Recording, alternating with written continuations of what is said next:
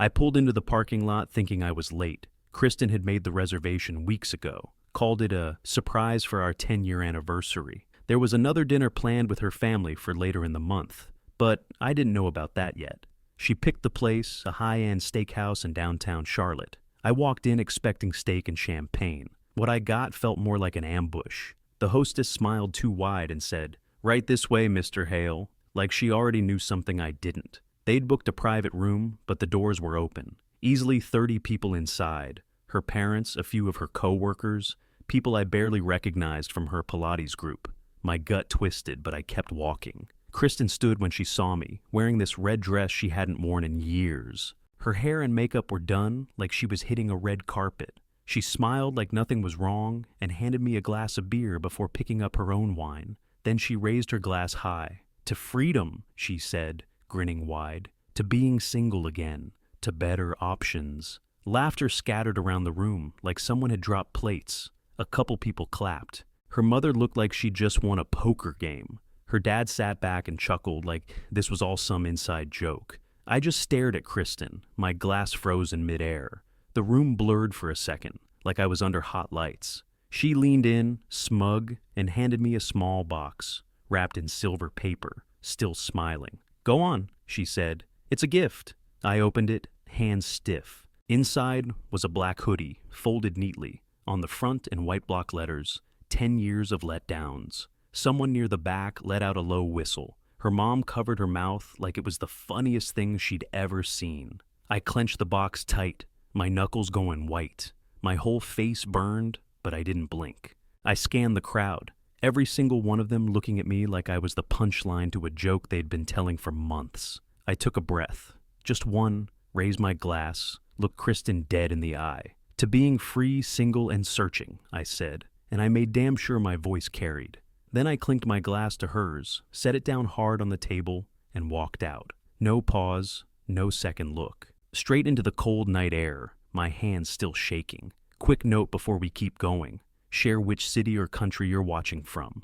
I didn't go home that night. Drove around for hours, just looping the city in silence with the radio off. I ended up crashing on my buddy Jared's couch. When he asked what happened, I just said, "Anniversary dinner went sideways." But really, that dinner was just the final blow. The cracks had been spreading for a while. Looking back, it's embarrassing how long I ignored it. Kristen had stopped kissing me goodnight months ago. No real conversations, just surface talk. Groceries, appointments, bills. Every time I tried to bring up anything real, she'd zone out. Head buried in her phone. Thumb scrolling like her life depended on it. Always texting someone. Always tired. I stopped asking who. It got to where I couldn't tell if she was annoyed or just bored. Either way, I felt like background noise. Like a plant in the corner. Something she watered once a week just to keep alive. Sundays used to be ours. Brunch, long drives, dumb movies. But then it became self-care day. She started going to this spa place every weekend. Massages, group Pilates, juice cleanses, whatever. I'd be sitting at the kitchen table alone, eating cold eggs while she floated off somewhere else. One Sunday I asked, "Want to do something together this weekend? Just us?" She didn't even look up. Just said, "I already have plans." That was it. No smile, no sorry, no explanation. I remember watching her walk out the door that day in leggings and a hoodie, earbuds in, not a word to me. Like I was a tenant who'd overstayed the lease. One night, I caught a different scent on her when she got home. It wasn't her usual stuff. This was heavy, expensive, like the kind of thing you wear when you want to be noticed. I asked, "New perfume?" She didn't miss a beat. "It's for work. They want us to be more polished with clients." Sure, clients. At a fitness center. She never yelled, never slammed doors. She didn't throw anything or insult me. It wasn't loud like in movies. It was quiet. That's what made it worse. She stopped asking about my day, stopped noticing when I shaved, when I started losing weight. I could have been replaced with a coat rack and she wouldn't have blinked. There were nights I'd be sitting right beside her on the couch, and I swear it felt like I was 100 miles away. Her eyes locked on her phone, fingers tapping out someone else's story. One night I said, "Kristen, are we okay?" She looked at me for half a second like I'd just interrupted a commercial. "What do you mean?" "I mean us. You've been distant." She exhaled through her nose. "I've just been stressed, okay? That was the last time I brought it up. After that, I kept my mouth shut. I went to work, did the dishes, took the trash out, played the part, hoping she'd come back to me, but she never did. She was never cruel. That's the part that gutted me. It wasn't hate, it was indifference. Like everything I did, everything I said, everything I used to be to her, just stopped mattering, and I let it happen. Until that dinner, when I finally saw the full picture. I left Jared's place early the next morning. I needed answers. I walked back into that house like a stranger. Kristen was still asleep upstairs, dead to the world, while I stood in the laundry room staring at a mountain of clothes that somehow still felt like my job. I started folding out of habit. Shirts, socks, leggings, more socks. Then her gym bag flopped over on its side. Something slid out, half stuck to the Velcro edge. I picked it up, figuring it was a receipt or maybe an appointment slip. It wasn't. It was a printed invoice from a local print shop. Bold letters at the top. Custom order. 10 years of letdowns. Sweatshirt delivery date. 3 weeks ago. I just stood there, holding a sock in one hand and that paper in the other, trying to breathe through the sudden tightness in my chest. 10 years of letdowns? That was the joke? That wasn't a last-minute dig. That was planned. She'd ordered it weeks in advance, like it was a gift. I sat down on the basement step. For a minute, I didn't even blink. I looked at the invoice again just to be sure I wasn't losing my mind, but nope. There it was in black and white. Her name, her email, her idea. I felt sick. That night, I waited for her to go to bed. She passed out around 11 like always, face to the wall, back to me. I crept downstairs. Her laptop was open on the coffee table. She'd been watching some yoga tutorial, probably pretending to decompress. I clicked into her messages, no password. I wasn't even trying to be sneaky anymore. I needed to know who I was living with. There was a conversation thread with someone saved as just J. No last name, just a letter. First thing I noticed, the tone, inside jokes, winks, laughing emojis. Nothing professional, nothing friendly, all familiar. And then I saw this message from her. 3 more weeks of playing supportive wife. Then it's curtain call time. I'm so ready. Jay replied, she deserves a standing ovation. I want front row seats. I scrolled back. Photos, screenshots, memes making fun of couples therapy, and one voice memo I couldn't bring myself to play. There it was, all of it. She wasn't just checked out. She was scripting my public execution. I felt the heat rising in my face, but not the kind that explodes. This was colder, focused. Everything I hadn't let myself believe was now laid out right there in her goddamn text bubbles. The hoodie wasn't a joke between her and her friends. It was part of a reveal. This dinner she was planning, our 10-year anniversary, it wasn't meant to celebrate us. It was meant to bury me. I backed out of the chat, closed the laptop. My hand was shaking, but I kept breathing slow. She'd been playing the long game. She wanted control of the ending. I decided right then, if she was planning a show, I'd be the one to rewrite the script. I barely slept after reading those messages, just laid there in the dark, staring at the ceiling like it owed me an answer. The next morning, I sent Kristen a text saying I had to go into work early. She didn't ask questions, just hit me back with a thumbs up. I drove straight to the strip mall where her company's office was. Not to see her, but Dan. He'd worked with Kristen for years, same department. We'd had beers a few times, used to talk football. He was walking out with his coffee when I pulled up. Yo, Dan, I said, rolling down the window. Got a sec? He looked surprised. Hey man, what's up? I kept it casual. Kristen been working late a lot lately. She's been saying she's slammed. Dan's eyebrows bunched up. Late? Nah. She hasn't been in much, actually. I thought she was taking some personal time. Really? I kept my voice flat. Yeah, he said. I figured you two were on vacation or something. That was all I needed. I gave a tight nod. Appreciate it, man. I drove off, hands gripping the wheel so hard it hurt. That night, I pulled out our credit card statements. I hadn't looked closely in months. She handled the bills. My name was still on them, though. Line after line of charges, upscale restaurants, spa appointments. One boutique hotel showed up 4 times in the last 6 weeks. All local, all booked on weeknights. She wasn't even trying to cover her tracks. One receipt had 2 entrees and 2 glasses of wine. I'd never set foot in that place. The next day, I made a burner email and created a fake profile for her fitness group's online calendar. Took less than 10 minutes to find their group schedule. There he was, Jonah. He ran a supplement business and hosted these elite challenge classes twice a week. Tall guy, tan, square jaw, always in a sleeveless shirt. The kind of guy who talks over other people and flexes when he laughs. I recognized him from one of Kristen's tagged photos on Instagram. She'd cropped me out. I called his business line, pretending to be a new client. Got his full name from the voicemail, Jonah Marks. I started a file, name, dates, photos, places. I screenshotted everything. I printed the hotel confirmations and stapled them to the receipts. I made a spreadsheet, not because I wanted revenge, not even because I was heartbroken anymore. I just needed facts, evidence, something solid. The rage didn't come loud. It came cold, organized, focused. She wanted a dramatic exit. I was going to give her something better, a record. Once I had Jonah's name, everything started connecting faster than I could process.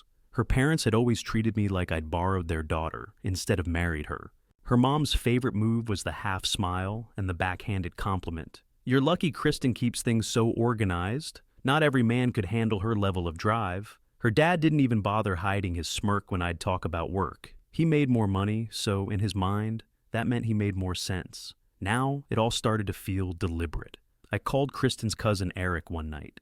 He was the only one in that family who had ever been remotely decent to me. We used to chat about football at Thanksgiving, while everyone else gossiped about careers and investments. When he picked up, he sounded cautious. "Hey man, everything okay?" "Not really," I said. "I just need to ask you something straight up.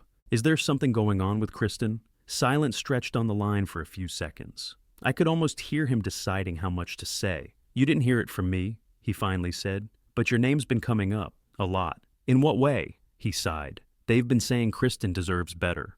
Her mom's been calling Jonah a real go-getter." I froze. "Jonah? You mean the fitness guy?" "Yeah.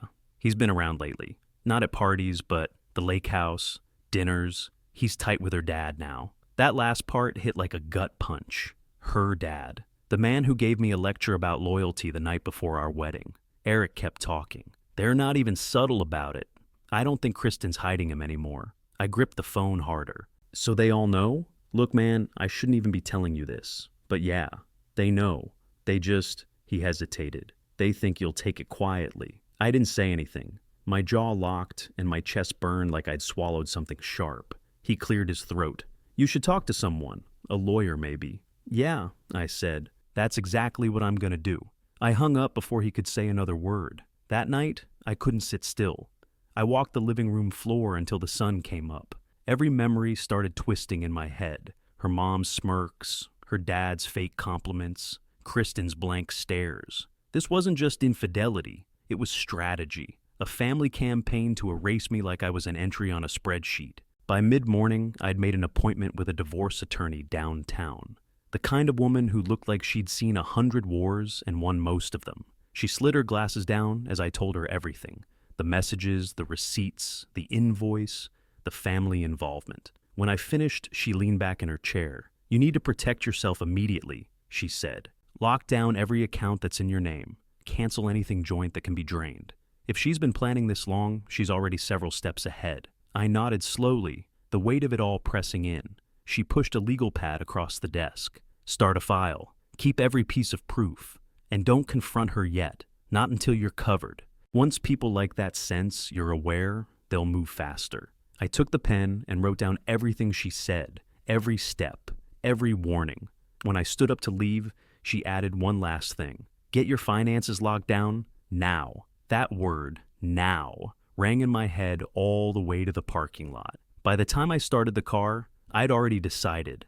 I wasn't just surviving this. I was going to flip the whole damn table. I drove straight home from the lawyer's office, parked a few houses down, and sat in the car with the engine running. No music, no movement, just planning. If Kristen wanted to run this like a business, then I'd treat it like a hostile takeover. I logged into our joint bank accounts the second I walked through the door. She was at one of her Pilates things, so I had a small window. First thing I noticed, money missing, not huge chunks, but steady ones. 1,000 here, 1,500 there. Over the past 3 months, she'd siphoned off close to 20 grand, always labeled something vague: investment, reallocation, growth fund. I called our financial advisor, pretending to ask about future contributions. His name was Greg. He sounded nervous from the moment he picked up. "Hey, Greg," I said. "Quick thing. Kristen said we were shifting some assets around." He paused. "Too long?" Yes," he said slowly. "She mentioned a surprise investment she was planning. I assumed it was something you two discussed privately." "She say where it was going?" Another pause. "An account in her name. A short-term strategy. That's all I know, officially." His tone made it clear. He knew she was hiding something, but he wasn't about to get in the middle of it. I hung up and opened a brand new personal checking account that same day. No shared access, just mine. Transferred what I could from my side gigs and freelance checks, maybe 5 grand total. It wasn't much, but it bought me breathing room. Back at the house, I went into full lockdown mode. Every file cabinet, every drawer, every folder, mine now. I copied mortgage statements, insurance forms, car titles, credit cards, took pictures, scanned and backed up everything. I wanted a paper trail that stretched from our first apartment to her last lie. Then I found it on her desktop. A spreadsheet labeled Life Reset Plan. Inside, projected dates, moving expenses, a new gym membership, estimated legal fees. One tab actually said Separation Strategy. It hit me harder than the texts. This wasn't about emotion. She wasn't torn or conflicted. She was just executing, like I was a contract she was phasing out. She had a column for anticipated confrontation and a checklist of ways to maintain narrative control. I wasn't even a person to her anymore, just a variable she needed to manage. I didn't cry, didn't yell. I got to work, started a secure folder online, uploaded every file, every photo, every receipt, labeled and dated, built a timeline, called the lawyer and scheduled another meeting. "Bring everything," she said. "The more we have, the cleaner this goes." That night, I sat at the kitchen table while Kristen breezed in from wherever the hell she'd been, talking about how her Pilates instructor was such a visionary. I just nodded. She had no idea I already knew. She had no idea I'd already fired the first shot. Kristen was upstairs, blasting some podcast about manifesting power while she folded yoga pants. I was in the garage pretending to look for a wrench. In reality, I was pulling up Facebook. I remembered something she said once, years ago. Half-brother, Matt. Never visited, never called. Her dad referred to him as the black sheep at some barbecue, and Kristen just rolled her eyes like he didn't exist. I found him in 5 minutes. Matt Parks, lives 2 towns over, works at an auto shop. His profile picture was just him and a mutt of a dog in front of a lifted pickup. Not a single photo with Kristen. I figured, what the hell, sent him a message. Didn't expect much. 10 minutes later, he replied, "You must be Kristen's husband. We should talk." That was all he wrote. I sent back a time and place. Small dive bar off Route 64. The kind with neon beer signs, peanut shells on the floor, and nobody asking questions. He walked in already looking like he didn't care what anyone thought. Greasy hands, denim jacket, beard halfway grown in, no small talk. He sat down, ordered a whiskey, then looked at me straight on. "So," he said, "they're doing it again." I blinked. "What do you mean again?" He shook his head, took a sip. "They script everything. Lives, careers, relationships. You're either playing the role they want, or you're disposable." I leaned forward. "Kristen's in on it. She's not evil," he said, "but she's part of the machine. Has been since she was 12. They programmed her to play along and punish anyone who doesn't." I stared at him. "You're saying this has happened before?" He let out a short laugh. "They cut me off when I was 23. Your father-in-law wanted me to sign on to a real estate deal. Shady numbers, tax stuff that didn't smell right. I walked. They erased me. Lost access to the family account. Lost invites. Suddenly I was unstable." He looked me dead in the eye. "I'm guessing they've been pushing you out for a while now, quietly, making you look like the problem." I nodded. "They've got Kristen cozying up to a guy named Jonah. He's been around, a lot." Matt didn't flinch. "Let me guess, her dad's already met him, called him driven, called you, what? Too nice? Too average?" My jaw clenched. He nailed it. He downed the last of his drink. You're not the first they've done this to. You won't be the last. I rubbed my temples. You got any proof of any of this? He pulled out his phone, thumbed through a folder, and showed me a series of old voice memos. One of them was her dad, mid-conversation, saying, "If we're gonna dump him, we do it before the holidays. Easier that way." I stared at the screen. Matt tucked the phone away. "You want more of that? I can help. But only if you're serious." I looked him in the eye. "I'm all in." He nodded once. "Then let's break their script." Matt and I walked out of that bar like two guys headed into a war room, not a parking lot. On the drive back, he laid it all out. Dates, recordings, connections I hadn't even considered. "This goes deeper than Kristen cheating," he said. "This was organized. The plan wasn't just to leave you, it was to bury you." I believed him. By the end of that week, I had my own war file. I logged every instance of financial manipulation, money transferred behind my back, her secret spreadsheet, even the suspicious charges tied to Jonah. I labeled it all. Red tabs for finances, yellow for text messages, green for voice memos. Matt dropped off a flash drive. "This one's gold," he said. "I was wired for a lawsuit against a former business partner a few years ago. Your father-in-law forgot." He wasn't kidding. One clip had her dad laughing on the phone. "If we're gonna dump him, we do it before the holidays. Hit him while he's still trying to smile for pictures." Cold, calculated. Like I was a headline he wanted to spin. I started moving my things into storage, bit by bit. Tools, clothes, books. I made sure Kristen didn't notice. She was always out networking on Sundays anyway. That final Sunday, I woke up before sunrise, packed what was left.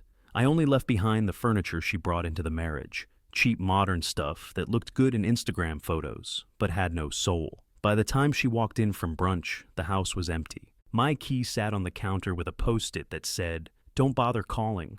I had already signed the lease on a small one-bedroom across town. Hardwood floors, second floor, no frills, just clean, quiet, mine. I blocked her family on every platform, deleted old posts, scrubbed my accounts, went dark. The second lawyer I met specialized in high-conflict divorce. She didn't flinch when I told her everything. When I mentioned the audio, she leaned forward. "You want to stay reactive or go on offense?" I smiled. "Let's go on offense." She gave me a checklist, legal notification steps, asset protection, public documentation. I followed everyone. Then I sat down at my desk and wrote a one-page letter. Straight facts. No insults, no emotion. Just bulletproof truth. Kristen had been in a long-term affair with a man named Jonah Marks. She'd moved marital funds without consent. Her father and mother were aware and involved. I had proof, financial records, screenshots, and audio recordings. I signed it, sealed it, made 5 copies. Sent one to Kristen's employer, one to her gym, one to each parent. One to her closest friend group, mail, not email. Certified, no drama, no big scene. Just the facts landing like quiet bombs in every corner of her life. I didn't answer my phone that week, didn't open messages, didn't need to. The silence on their end told me they knew I'd flipped the script. 3 weeks passed after the first dinner. I watched the calendar like a sniper tracking a target. The dinner was still happening, same steakhouse, same date Kristen picked. She must have assumed I'd be too humiliated to show my face after walking out last time. That was her mistake. I showed up 10 minutes early, gray suit, black tie, clean shave, calm. I looked like the version of me she tried to erase, only sharper. Heads turned when I walked in, a few fake smiles, a few raised brows. Her friends did that thing where they half wave but don't make eye contact, like they weren't sure what role I was playing yet. Kristen stood near the head of the table, wine glass in hand, mid-laugh. She spotted me, and her face froze, just for a second. Enough for me to clock it. Her parents were behind her. Her mom's eyes narrowed. Her dad tilted his head, fake polite like always. I took the empty seat across from Kristen, didn't say a word, just nodded once and poured myself a glass of water. She stared at me like I was a ghost. When the server brought the appetizers, she tried to recover. "I wasn't sure if you'd be joining us," she said, voice light but tight at the edges. I smiled just enough to keep it civil. "Wouldn't miss it?" She lifted her glass again. "To new beginnings." I raised mine and stood. "Let's all toast. To honesty." The table went dead quiet. I set my glass down gently, then reached into my jacket pocket and pulled out the first manila envelope, walked it over, and laid it in front of her plate. "You're going to want to read that before dessert." She didn't move. I turned, walked around the table, and dropped a second envelope in front of her dad. He smirked like he didn't care, until he saw his name on the label. Inside Kristen's envelope, bank records, credit card statements, lawyer correspondence, and every text between her and Jonah I had printed and time-stamped. Inside, her dad's, the audio file Matt gave me, his voice talking about dumping me before the holidays, followed by Matt's notarized affidavit confirming how and when it was recorded. I sat back down. Nobody said a word. Her mom had gone pale. Her dad slowly closed the envelope like it was burning his hands. Kristen still hadn't opened hers. She just stared at it like if she didn't look inside, none of it would be real. The silence stretched. Finally, Kristen spoke. "You really think this little stunt's going to fix anything?" I didn't flinch. "It's not about fixing anything. It's about making sure we all understand what this is." Her friend across the table shifted uncomfortably. One of the women who used to give me hugs at cookouts suddenly looked like she couldn't remember my name. I stood up, buttoned my jacket, and tossed a $100 bill on the table. "Dinner's on me." I didn't wait for a response. I walked out of that restaurant the same way I walked in. Steady, clean, in control. And behind me, the whole illusion started to crack. I walked out of that steakhouse before dessert, calm and steady. The cold night hit my face like a reset button. Clean air. No noise behind me, just forward. Matt was waiting in his pickup by the curb, engine running, window down. He smirked when he saw me. "You good?" I nodded, climbed into the passenger seat. Better than I've been in years. He didn't ask for details, didn't need to. He threw the truck in gear, and we drove off without looking back. That night, I slept in my own bed, my own place. No lies humming in the background. No fake smiles or quiet judgment at the dinner table. Just silence. It was perfect. The fallout started slow. First, a few messages trickled in from Kristen's friends, the ones who'd clapped at that first dinner. Confused texts, then apologies. One of them even said, "If I had known what she was planning, too late." By the second week, Kristen's gym quietly removed Jonah from their website. His little supplement company dropped a sponsorship deal. I didn't have to say a word. People talk. Evidence circulates. Especially when you mail it. Her parents tried to spin it, of course. That tight little circle of power they built, cracking. Her dad called Matt twice. Never got a call back. Her mom tried to send me some handwritten letter. I didn't open it. Straight to trash. I didn't gloat, didn't respond. Just lived. I worked. Ate what I wanted. Watched whatever the hell I felt like. I went to sleep without bracing for a cold shoulder. Later that year, I met someone. Not serious. Just coffee, conversation, lightness, no tension. No games. Just nice. But even now, every once in a while, I think back to that dinner table, the second one. Kristen's face when I slid that envelope across the linen, the tightness in her jaw, the fear crawling up behind her eyes. The moment the mask cracked, and she knew she lost the script. She thought she was staging my public humiliation.